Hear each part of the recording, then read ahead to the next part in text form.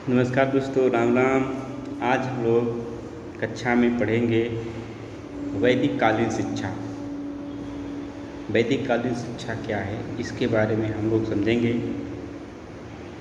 वैदिक कालीन शिक्षा 2500 ईसा पूर्व से 500 ईसा पूर्व तक मानी जाती है। कितने ईसा पूर्व? 2500 ईसा पूर्व से 500 ईसा पूर्व तक मानी जाती है। यह वैदिक कालीन शिक्षा पढ़ा नाम है, क्योंकि इस समय वेदों की प्रधानता थी। वेद महत्वपूर्ण था। वेद का शाब्दिक अर्थ होता है ज्ञान। जब वेदों की प्रधानता थी, बहुलता थी, उस समय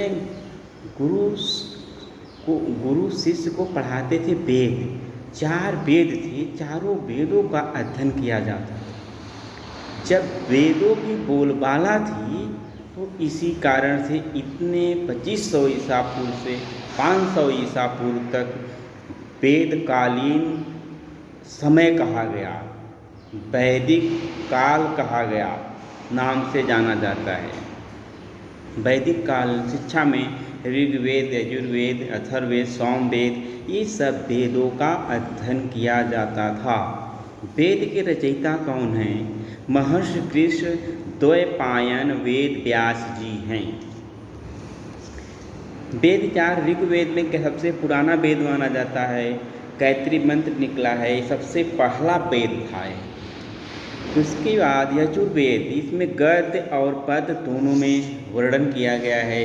सामवेद है, यह नृत्य संगीत गायन से लिया गया है, ये वेद है। अथर्ववेद में जादू टोना तंत्र मंत्र ऐसे गणित से संबंधित बात, विवाह से संबंधित ऋचाएँ लिखी गई है। इस प्रकार से वैदिक काल की शिक्षा थी। वैदिक काल इस प्रकार से नाम पड़ गया, क्योंकि वेद प्रधान था, इसलिए वैदिक काल कहा जाता है। धन्यवाद।